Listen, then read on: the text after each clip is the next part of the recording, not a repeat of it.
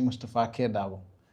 Today, we start a little bit late because I had some issues to attend to. But our guest today, it's Mr. Bakary, Honorable Bakary Badgie.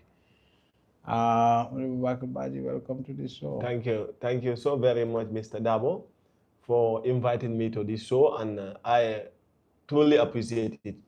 Because when we discuss, we will discuss on the way forward, and we will discuss for us to be able to have solutions for our country. Because the development of our country matters to all of us. And as young individuals, it's a concern to us, and it should be a concern to everybody. That's why I am happy to join you in your platform. And I wish everybody can follow your platform as well. Thank you. Good. So I'm happy that you're here too. Where are you from? Good. To start with. I am from a small hamlet in Foni Bintang Kabanai called Tubakuta. It's a small hamlet, yes. How many people are there? We have almost 30 to 40 people there in our village.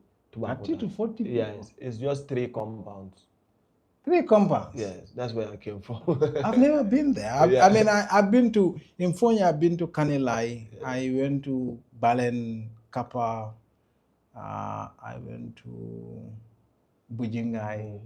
But all those, it was work related. Yeah, I got, but these are big villages that you went to. Yes. I am telling you that this one is a small hamlet around Bintang. You know, after Bintang, inside. Have you ever been to Bintang? No. You have missed everything. Bintang is nice because it's one of the best locations in the country. I can tell you for free. Yeah. Yes. I agree with you. Yeah. I agree. I have heard nice things about Bintang. That is actually where I heard nice things about Bintang, but also the folks I hear it from are actually people who are very much invested in cannabis.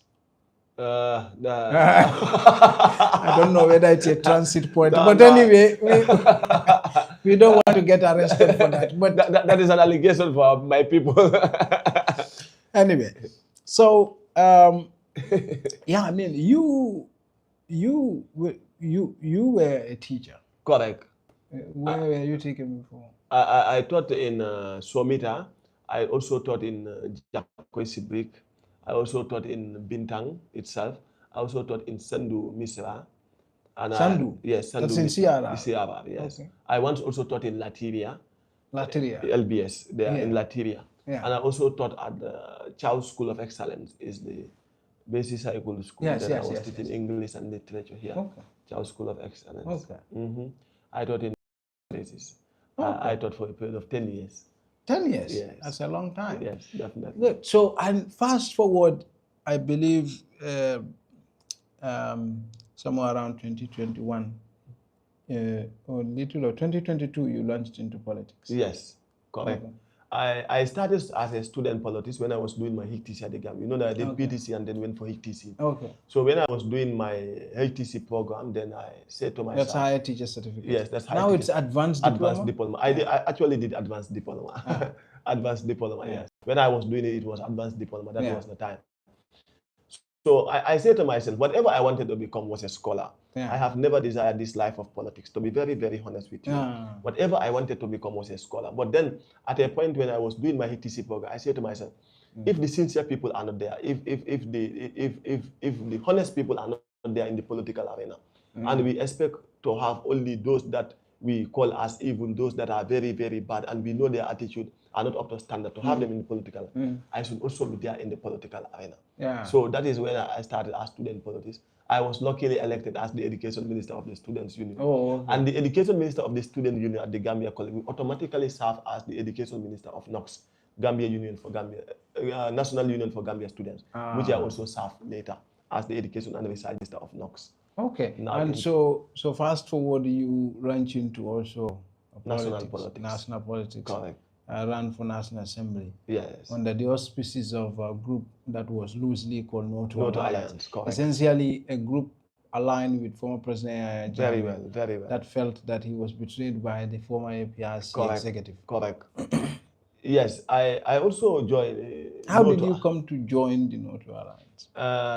During the time that there was this issue of alliance with Barrow and Noto alliance with NPP or whatever. So me, I am among the individuals that said, among all that we said, among all that we are seeing, you understand, among all that is among all what is happening, I cannot join NPP or form an alliance with NPP simply because we have said a lot about him, and we have also seen a lot, and we have also seen a lot.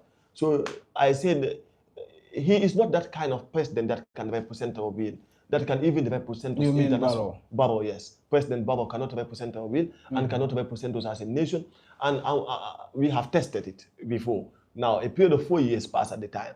So after the period of 4 years, we will know what he's able to do and what he's not able to do. So I said, I am not a partner that support him on what he's doing. So you decided to, well, you were part of APRC at that time. Yeah. So you decided you don't want to be part of it, the alliance. Or did you also have dispute with Tombong and his leadership? No, I have no dispute with Tom. Tombong was someone who I like, to be very, very good. Even today, when you look at National Assembly, people tell you that Bakary K and Tombong, they are not in line. But Tombong was someone I have looked up, and Tombong was an intellectual who I definitely appreciate, and I have followed him, definitely. But the idea of forming an alliance with NPP was not something that I wanted. Okay. Now, if, for instance, at the time, Tombong would come out and said, I am going to contest as APRC flag bearer, then I would have supported him wholeheartedly. Interesting. Yes. So, but the APRC also at that material time claimed they were sanctioned by Jammeh to initiate the conversation with Barrow. Did you agree with that? Did you think there was any valid reason to that? At the time, probably it may not have been, but I actually don't know what happened. You were not because I was not at the top at the time. I was not at the top. I was nobody at the time. I was not even close to it. You understand? Okay. I was far away from it. We were used to be the backbenchers. We will be on top of the trucks when we are going and whatever it is. Yes. Nice. So I was not holding any position. I was not close to anyone who was holding any position. Okay. I used to go with the MP sometimes when he's going on with the tour and whatever. Who is the MP? At the time, it was Honorable Modu Kamara. But in fact, we don't know. I know him, but at the time, he can't even know me at the time. So that is how low I was. Okay, so fast forward, there was a split. Jammeh had an issue with the APRC executive. He kicked them out. He sort of expelled them. And the APRC folks say, no, you can't expel us. We are the executive members of the party, legitimately. Correct. And so he lost his party. I mean, that's never happened in the history of the Gambia. for a founder of a party to lose his own party. It was a kind of an interesting coup. But in any case, so you launched as No to Alliance, and you won. Yes. Was there any? Did you think that you were going to? Did that came as a surprise, or you thought there was a? To be very, very honest with you, it did not come as a surprise to me, and I started politics, but I also had a desire that this year coming, I want to contest as a member of the National Assembly. So I have to go to No to Alliance for me to contest as member of the National Assembly. Because what happens is, like, for me, I was looking at it as the National Assembly that were there were not representing our interests. That's my thinking. And I said to those are the folks who were on the APRC at that time. Not APRC alone, as a nation. Okay. You understand? I thought that the National Assembly is everything and bears everything. And my thinking at the time of what National Assembly should be is, like, National Assembly should be a house where everybody should go and sit and think about critical issues way forward, without trying to favor Dabo, you as Dabo, when I say Dabo, without trying to favor you, without trying to favor Bakary. We sit independently, without aligning with my party, with my tribe, and whatever. We should be independent in the National Assembly. So much we think, wide, left and right, front and center, that we think the way forward, what do we think can develop this country? And we come up with ideas as to what will develop the country and put in strategies. That was my thinking of what National Assembly was and what National Assembly should be. So I said to myself, I should become a National Assembly member so that I will be able to push for certain things. Like, we were among the teachers' task force at the time. And when task force failed, it pains me more. So I said, where are these? What is teachers' task force? Teachers' task force was the task force that was set to demand certain demands from the teachers, like salary increment, for instance. Oh, this was allowances. before before. This was Around shortly 20, after yes, the change. yes. This was around 2018, 2019, yes. 2018, 2019. Yes. Yeah. So I was among them. And I was among the people that we are pushing very, very hard for salaries to increase, for teachers' remuneration, and so on and so forth. So we failed in that simply because of so many reasons. Those that were there, the executive, they could not push to that extent because at one point in time they were threatened. So I said the people like us should be in the National Assembly so that we'll be able to defend the interests of the people no matter what. And the teachers. The teachers, because that's welfare. where the cake is cut. Yeah, that's where the cake is cut. So that was my take, sir. And so you fast forward, you contested Yes. under the auspices of the No to Alliance, Yes. and you won. Yes. Correct. And you had no issues with No to Alliance. But no, I had no issues with No to Alliance, and our work was so smooth. You understand? We work very, very fine, and we move on, and many things happen. And the people there trusted me, and they are people that like me so much. And I did cooperate with them as much as possible. Until you said you wanted to be president. Yes, until when I declared that I will be president, inshallah, by 2026, I'm going to contest. Okay. Yes. And so when you said that you had issues, you were expelled. Yes, I was immediately expelled. But why were you expelled? Did you have any conversation with Jammeh over this? No, I did not inform Jammeh that I want to contest as president. Neither did I inform the parliamentarians, those my colleagues. I did not inform any of them. Why didn't you inform them? I informed my executive at the region. You understand? At the region? At the constituency. The executive that selected me for me to be member of parliament. So the executive will endorse and forward it to the national executive. Then they also endorse. So I informed them. I told them that this is the plan, that we as Gambians, as individuals, as constituencies, we should lay plans on the way forward. What can we do for our nation? Now, we cannot continue to be kind victims all the time. We can also participate in the decision-making process. Now that you have elected me for me to become a member of National Assembly, I want to move forward to become president. And some of them even suggested it to me before I suggested. So I need your support and your cooperation. So the chairman supported, the vice chairman supported, the secretary supported, the Samai ward chairman supported, Sibano ward chairman supported, and my mother also supported, Ajanano Ture, who is one of the pillars in politics. So they also, most of them supported. I can tell you the main pillars they all supported. So when they support, I could not go further to inform the entire constituency because that will put the horse before the cart. You understand? Now, the cart before the horse, that will put the cart before the horse. So now I said, let me go forward and declare. The reason as to why I could not inform certain people, because I felt like if I inform them, one, they will discourage me, they will not encourage me, and two, they are going to expose my plans. And if my plans are exposed before I declare, yes, then it's going to be detrimental to me. So that is why I did that. That's why you did that? Yes.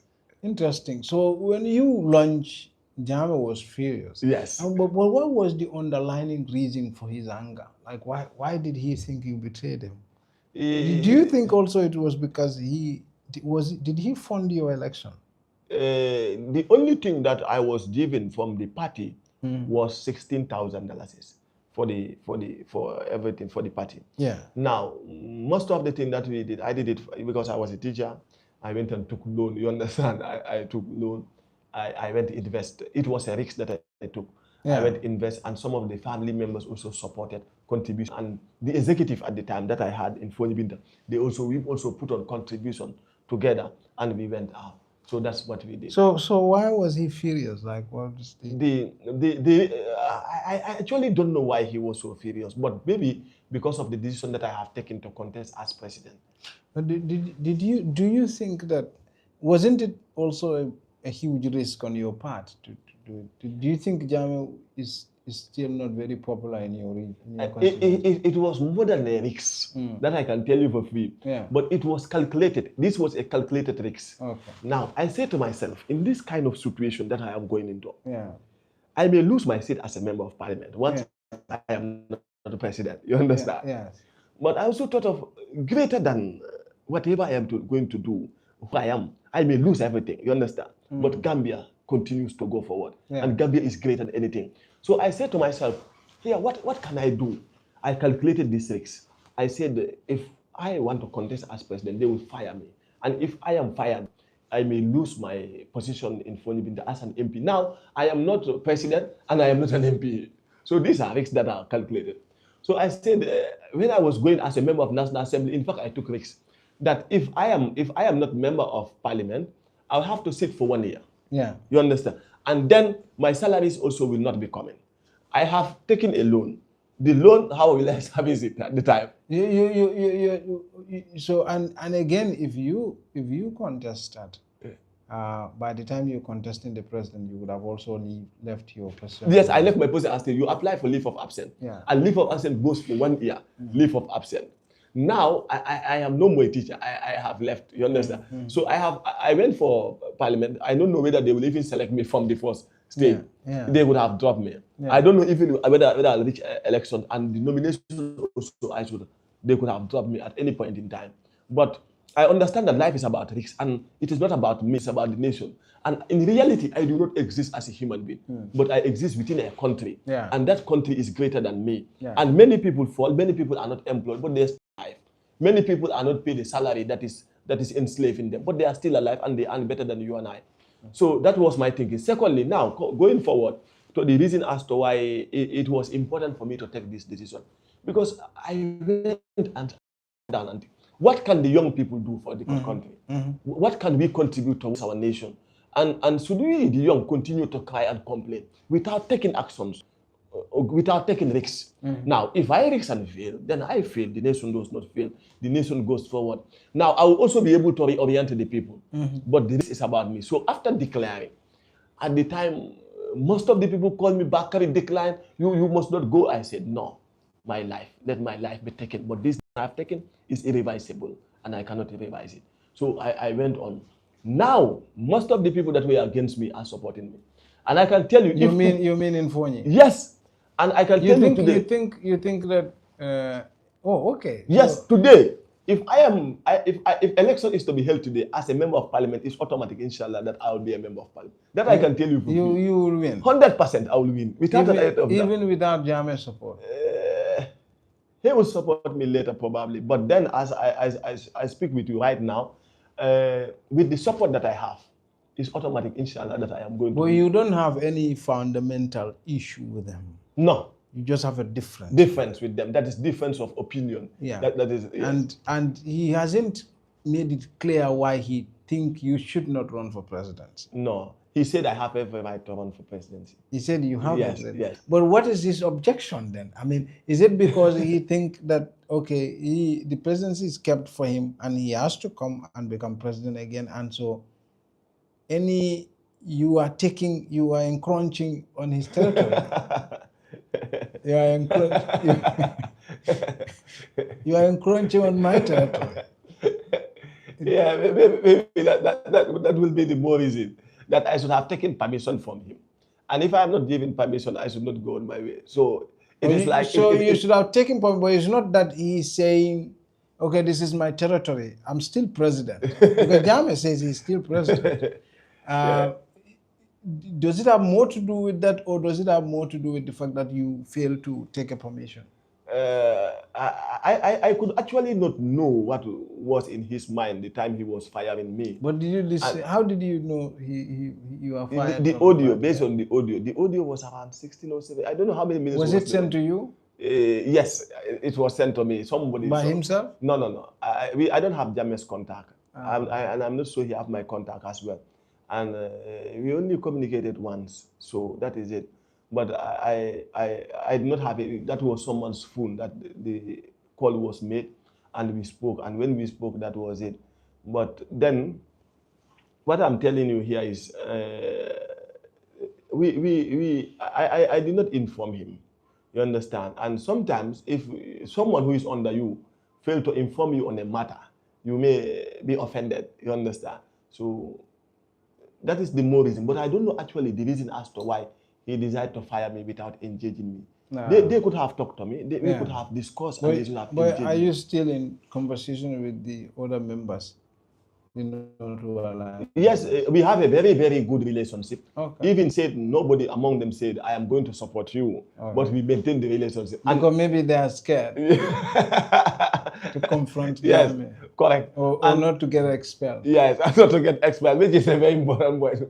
They may get expelled. Anyone who said, I am supporting Bakary, likely you maybe get expelled. Seriously. So, but one of the interesting things that I have with the members of FONI and some of my colleagues that we have worked with, that the cooperation is still there, that we are still cooperating, and we still have our 5 FONI names, that we still try to maintain, even said it is hard because of whatever have happened in politics. So, and we consult each other on matters of the National Assembly before we vote, you understand? And I am in very, very good relationship with Honorable Jiba, Honorable Tumani Sane, Honorable Pade Musane, and even my mother, Honorable Amikole. We still have a very good relationship. Difference of opinion in my mind does not mean enmity. I can differ with you in opinion. That you can say what I put on is white, I can say it's black. So we differ in opinion, but that does not mean we are enemies. But here is an interesting issue. I mean, I've listened to tons of audios that Jammeh. I mean, I guess it played when Jammeh sends audios, people play because a former president, president's opinion matters. Matters, and it's important. Yeah. So when he sends audios, I mean, I listen to it and it's consistent. Jammeh still believes it. And Barrow is encouraging us. Barrow is encouraging us, literally. Yeah. And so, I mean, I'm not going to go back to that, but what I'm trying to understand is there is a certain psychological issue in the Gambia where political leaders, especially founder members, founder leaders of political parties, have attained mythical status. You know, the same way. It's the same way. Like Barrow said, if I leave, my party dies. Uchenu, you know, is still hanging, refusing to hang his boots. You know, Jawara, Gambia Jawara Ntango, and all I see and you know, all the like founder members of political parties, they created this myth of indispensability. And it's interesting you challenge that notion of Jammeh's indispensability. I don't know if you will survive it. Yeah, I'll survive every challenge that I take. I'll survive every battle. You are an interesting sort of hypothesis that everybody is keenly. You know what actually happens? Like, in my mind, I believe that political parties should not belong to individuals. That is in my mind. That political parties should be a group of people that should come together with similar ideology, come together and set apart and say, you, Sheikh Mustafa, you are the one who is going to lead us. But any day that we hear you on tribal sentiment, on religious matters, on this and that, you are fired. So now it is people that within the party that have the powers, and they have to control your powers. You are the leader, but that does not mean you own the people. That is an important element. That does not, that you should have your limitations, and your limitations should be set by the party members. And but the political parties in the Gambia are not like that. Okay, so for example, you would have imagined that if a political party is best built on certain ideals, policies, and programs, anyone can lead it who is competent. Correct. Okay, because the idea is that whoever comes will have to still implement those same ideas, go by those same principles. But in the Gambia, it's as though it's another way, exactly like you said it. That we see it as an individual that belongs to someone. A political party is something that belongs to someone. And all other members that are following are only following the will of that individual and the aspiration and whatever he thinks, whether it's right or wrong, we have to follow. Or is that individual who can only get it right? And that is the only individual who can get it right. Others are incapable of that. Others are incapable of getting that. And so long we think like that, we will not have the kind of Gambia. But this seems to be even in the context of our government. So for example, when Jammeh was there, I mean, there were people who thought he was justified doing what he has done to some opposition leaders because he was the only patriotic person who could do the job. You see, and Barrow is the same sentiment. Yeah, correct. Yeah. You know, once leaders have that leadership power and they are able to exercise that authority, they are able to give instruction and they are carried out. We see them as supernatural beings and we see them as other things. But in reality, if we are to come together and understand that it is us that can build this nation, and it is collective responsibility that we all have equal powers. Moment face ya motijang, moment bete ya motijang. Until bele kanyanta ni banko. Until and unless we cannot progress as a nation. That we give you the mantle of leadership, but that does not mean you are better than us. You are an MP, but you are just an ordinary being. You are the president, but you are just president. You are only an ordinary being. It is us that have given you that mantle of leadership. That until we understand that reality, until we understand that we can take anybody to account, the member of parliament must be taken into account for my words, for my actions, for whatever I do. It's interesting you said something about the issue of mystification. I mean, most of the party leaders in the Gambia are mystified. Correct. So you say extraordinary powers, supernatural powers. I think this is true for all the political parties. Yeah, correct. Even Sirif Dibas people say, correct. Koko Waliyama. Yeah. And I'm sure it's said of other opposition leaders. Correct. So this thing exists. I mean, in the Gambian psyche, but you can never understand what's the rationale. The APRC thing, I imagine also people think Jammeh also has supernatural powers. With the passage of time, education will eradicate that. Yeah. But it's a long time. Yeah, it has to take a long 65 time. years now. Yes, to be very honest with you, it will take another time as well. We've dealt with Jammeh. Believe that Komi Koko na nini Jammeh Jawara Sita na la nyak na but it take a problem. And folks believe Sirif Diba also has those kind of powers. Yes. So and Jammeh had also some powers as well. Yes. And everybody, even Adam Baba have some powers as well. Yeah, I mean, but also, why do we? So, for example, why do we import it into the politics? Is it just to make ourselves feel good? That we are led by a special person? But I don't know what I did ask people, so many people. You have been with so and so. What special thing have you seen him perform? Yeah. What is so unique? Have you ever seen him flying? I ask people.